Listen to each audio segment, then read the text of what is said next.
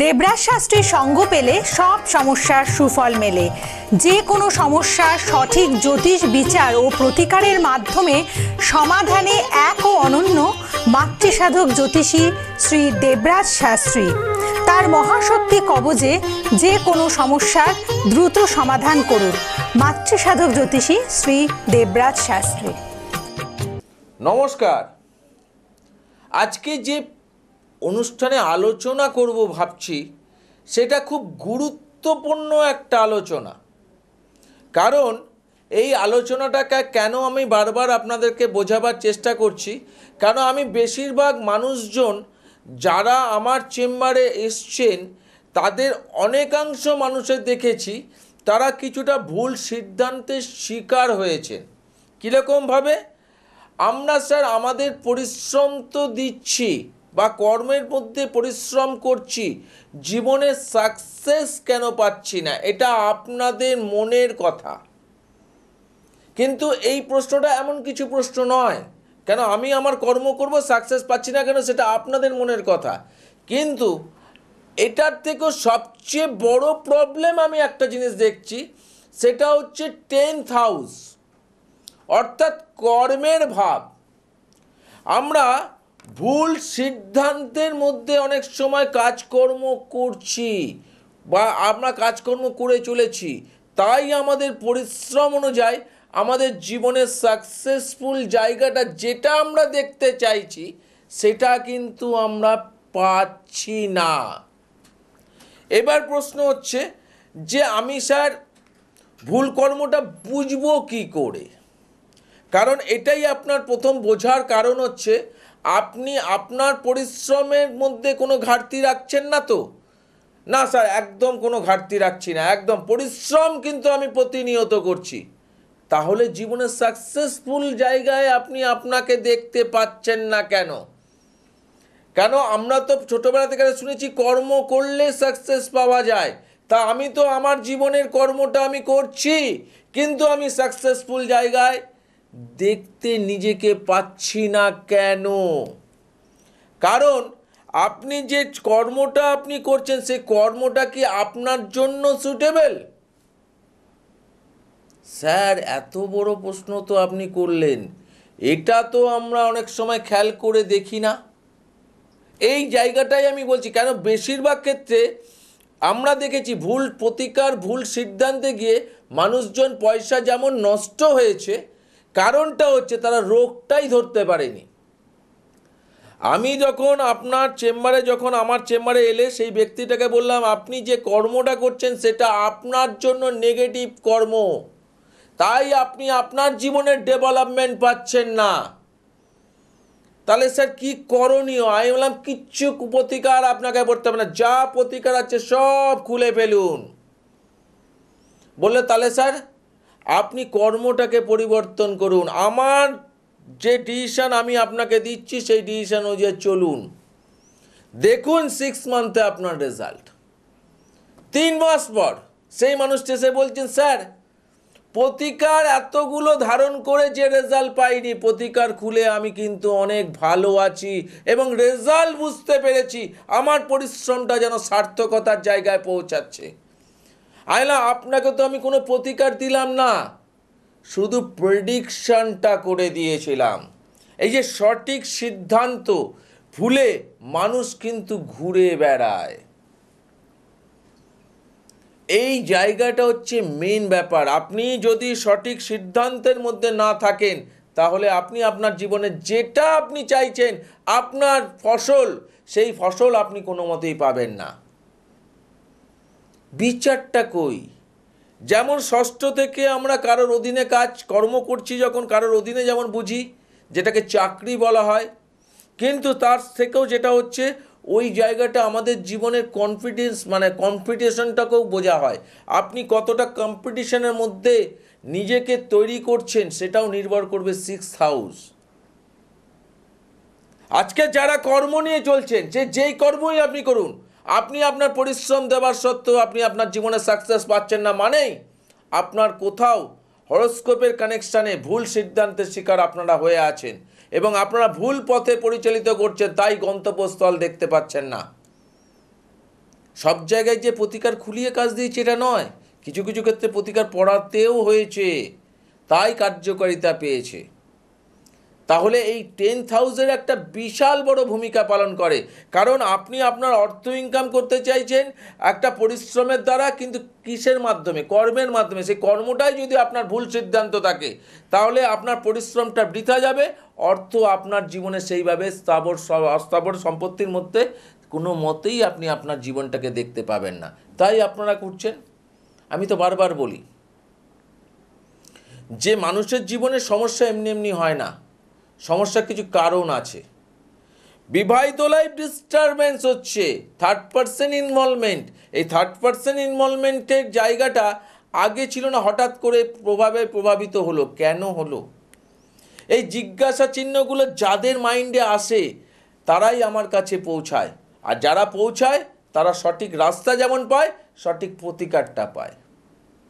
কত মানুষের বিয়ে ভেঙে যাওয়া বিয়েকে আটকে তাদের জোড়া লাগানো হয়েছে, তাদের সম্পর্কটা এখন সুমধুরে পরিণত হয়েছে। এইটা কার্যকারিতা কে করেছে? আমার বংশ পরম্পরা রিলেটেড মহাশক্তি কবচ। এ সাধারণ কবচ নয়। আর তার ফলে আমি বারবার একটা কথা বলি, ব্যবসায় নানা রকম সমস্যা চলছে, বিবাহিত লাইফে প্রবলেম চলছে, চাকরি ক্ষেত্রে নানা রকম প্রবলেম, চাকরি করছেন, চাকরিতে বসের সঙ্গে বা নানা রকম কলিগের সঙ্গে নানা রকম প্রবলেম, গুপ্ত শত্রুতার প্রবলেম, এইসব প্রবলেম তো আপনারা ফেস করছেন। তার এর কোনো উপায় কি স্যার আছে? অবশ্যই আছে। তার জন্য তো সামনে আছে মহালয়া, পিতৃপক্ষের অবসান, মাতৃপক্ষের সূচনা। এই যে দুটোর মেলবন্ধনে যে টাইমটা, মারাত্মক টাইম। এই টাইমে যারা কার্যকারিতা এই সমস্যা নিয়ে করবেন তাদের বেনিফিট যদি 100 থাকতো সেটা 200%-এ পৌঁছে যাবে। অর্থাৎ আমার বংশ পরম্পরা রিলেটেড মহাশক্তি কবচ এতটা পাওয়ারফুলভাবে কাজ করিয়ে দিয়েছে। এই জায়গাগুলোকে আগে বুঝতে হবে। অর্থ আপনি চেষ্টা করলেও আসবে না আপনার হাতে, চেষ্টা করে দেখুন। কিন্তু আপনি যদি ঠিকঠাক সঠিক জায়গায় সঠিক মানুষের কাছে পৌঁছে সঠিকভাবে যদি কার্যকারিতা করাতে পারেন তাহলেই আপনার হাতে অর্থ আসবে উড়ে উড়ে। এমনি এমনি অর্থ আসে না, অর্থ আসার একটা কার্যকারিতা আছে। এমনি এমনি কাজ পায় না, পাওয়ানোর ক্ষেত্রেও কার্যকারিতা আছে। এমনি এমনি ব্যবসায় কাস্টমার বাড়ানো যায় না, তারও বাড়ানোর একটা কার্যকারিতা আছে। কে বলে ব্যবসায় কাস্টমার বাড়ে না? পাশের 4টে দোকানে স্যার আগে এত ভিড় ছিল পুজোর আগে, স্যার গত বছর কান্নায় কান্নায় কেঁদে কেঁদে বলেছিল যে আগের বছর স্যার এত পুজোয় স্যার সব দোকানগুলো ভিড়, স্যার আমার দোকানে একটাও ভিড় নেই। গার্মেন্টসের স্যার ব্যবসা করছিলাম স্যার। আজকে বংশ পরম্পরা রিলেটেড মহাশক্তি কবচ পড়ে আজকে সে কি করলো? পাশের দোকানগুলোর থেকে তার দোকানে 1 নম্বরে পৌঁছে গেল। স্যার খাবার টাইম পাচ্ছি না স্যার। আমি বললাম ভালো, যত আপনি খাবার টাইম পাবেন না কেন, আপনি উদ্দেশ্য নিয়ে এসেছিলেন কর্মের, আপনি উদ্দেশ্য নিয়ে এসেছিলেন ব্যবসার, সেই জায়গা ডেভেলপমেন্ট করার জন্য খাবার টাইম পাচ্ছেন না, এটা আপনার জন্য ভালো। আমি বললাম আশেপাশের দোকানগুলো এখন কি পজিশন বলতে পারবো না স্যার। আমার দোকানে কিন্তু স্যার অনেক ভিড়, তারা কিন্তু এখন কিছু লোক লাগিয়ে দেখছে ওর দোকানে এত ভিড় হলো কি করে। ম্যাজিক না, এই তো বারবার বলি বংশ পরম্পরা রিলেটেড মহাশক্তি কবচ। কেন? তিনি তার গলায় ধারণ করে বসে আছেন, তাহলে আপনাকে তো কাস্টমার আনতে বাধ্য। ক্ষতি করেছিল ব্যবসায়, সেখান থেকে ডেভেলপমেন্ট করিয়েছে এই মহাশক্তি কবচ। কাস্টমার উড়ে উড়ে আসছে, নতুন কাস্টমারের সংখ্যা বেড়ে গেছে, সেল আকাশ ছোঁয়াতে চলে যাচ্ছে। স্যার এইভাবে যদি আমার জীবনে সেল হতে থাকে আমার আর কোনো চিন্তা নেই। আমি তখন হাসি আর বলি আগের বছর কাঁদছিলেন, এই বছর হাসছেন। কারণ আগের বছর যেসব মানুষের কাছে পৌঁছেছিলেন তারা আপনাকে প্রতিকার দিয়ে অর্থকড়ির জায়গাটা কিন্তু খরচা করিয়েছিল বটে, রেজাল্ট কিন্তু আপনি পাননি। তাই আপনার চোখের জলে আপনাকে বারবার বের করতে হয়েছিল। কেন? এতগুলো মাল নিয়ে এসে বসে আছি স্যার, কাস্টমার নেই। আর এই বছর এখনও পুজো আসেনি, তার আগেই খেলা শুরু হয়ে গেছে। তা এরকম খেলা যারা পেতে চাইছেন, যাদের বিজনেস পরতলা নিতে চলে গেছে কিন্তু ক্লায়েন্টের সংখ্যা আমাকে বাড়াতে হবে এবং আমার ইনকামের জায়গা তৈরি করতে হবে। কেন জানি না, বুঝতে পারছি না আমার দোকান ক্ষতি করেছে কি করেনি আমি নিজেও বুঝতে পারছি না, কিন্তু কাস্টমার আগে প্রচুর পরিমাণে ছিল, এখন নেই। পারলে মহাশক্তির শরণাপন্ন হন। আর এইসব মানুষ যেরকম আপনাকে ফিডব্যাক বললাম, এরকম মানুষের মতো আপনার জীবনেও কিন্তু এই ডেভেলপমেন্ট শুরু হয়ে যাবে। পাশের দোকান গিয়ে ভাববে যে কি ব্যাপার হলো, আগে তো একটা কাস্টমারও তার দোকানে ঢুকতো না, এখন এত কাস্টমারের ভিড় বেড়ে গেল কি করে। এটার পুরো মহিমা বলবো আমার বংশ পরম্পরা রিলেটেড মহাশক্তি কবচ। চাকরিতে বসের সঙ্গে নানা রকমভাবে অশান্তি ছিল, এখন বস আমাকে স্যার খুব ভালোবাসছে, কারণ আপনার গলা বা আপনার হাতে তো মহাশক্তি কবচ আছে, তার ভালোবাসতে বাধ্য। শত্রু স্যার আমার প্রচুর পরিমাণে ছিল, কিন্তু এখন শত্রুতা করলেও এখন কিন্তু আমাকে আর ক্ষতি করতে পারছে না, কারণ আপনার গলায় তো মহাশক্তি কবচ আছে, আপনার হাতে তো মহাশক্তি কবচ আছে। এই কবচ থাকলে আপনাকে ক্ষতি কে করবে? এইভাবে আপনাদের জীবনগুলোকে আজকে বংশ পরম্পরা রিলেটেড আলোড়ন সৃষ্টি করে দিয়েছে পশ্চিমবাংলার বুকে। সব কবচ বারবার দেবরাজ শাস্ত্রীর বংশ পরম্পরা রিলেটেড মহাশক্তি কবচ একবার যদি শ্রদ্ধা ভক্তি নিয়ে পড়তে পারেন, খেলা তো সেই দেখাবে। আর দেখিয়েছে, প্রত্যেকটা মানুষ আজকে সফলতা পেয়েছে, তাহলে আপনারা কেন বঞ্চিত আছেন? মাথায় রাখুন, একটা জিনিস মাথায় রাখুন, সময় কারোর জন্য ওয়েট করে না, সময়ের সাথে যে চলে।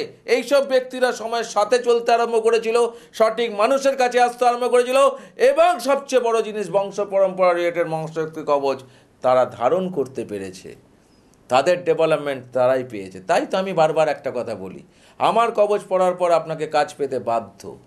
এত বড় চ্যালেঞ্জ নিয়ে আমি কাজ করি। আর যারা এই চ্যালেঞ্জের মুখে আসতে চাইছেন, যারা প্রকৃতভাবে কাজ পেতে চাইছেন, তাদের জন্য দুটো ফোন নাম্বার।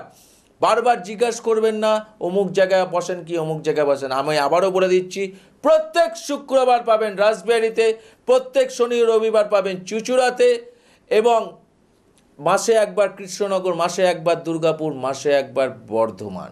এছাড়াও যারা দূর দূরান্ত থেকে প্রোগ্রাম দেখছেন, অনুষ্ঠান দেখছেন, কথা বলতে যাচ্ছেন, পারছেন না, তাদের জন্য অনলাইন কনসালটেন্সি আছে, প্রতিকার আপনার বাড়ি পৌঁছে যাবে। তারও কিছু সিস্টেম ওয়াইজ আছে, সেগুলো জেনে নেবেন। কিন্তু মাথায় রাখবেন, সমস্যা যদি এই ধরনের যেগুলো নিয়ে আলোচনা করলাম, এই ধরনের সমস্যা যদি থাকে, ফেলে রাখবেন না। সামনে আসছে মহালয়ার অমাবস্যা, মারাত্মক একটা পাওয়ারফুল অমাবস্যা, যে অমাবস্যাটা বছরে একবার আপনারা পাবেন, এবং এই অমাবস্যাতে যারা এই ধরনের সমস্যার জন্য কাজ করাবেন, তাদের ডেভেলপমেন্ট 100% নয়, আমি তো বলি 200% ডেভেলপড আপনি আপনার জীবনে পাবেন।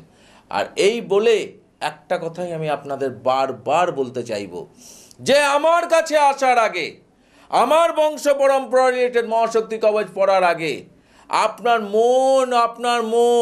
মনকে প্রশ্ন করবেন, মন আপনাকে কি বলছে। যদি বলে চোখ বন্ধ করে যা, কেন বহু মানুষ দেবরাজ শাস্ত্রীর এই বংশ পরম্পরা রিলেটেড মহাশক্তি কবচ পেয়ে রেজাল্ট পেয়েছে, কেন আমি তো পেয়েছি, আমার কাকা পেয়েছে, আমার বোনকে নিয়ে গেছিলাম সে পেয়েছে, তাহলে আপনি কেন পাবেন না?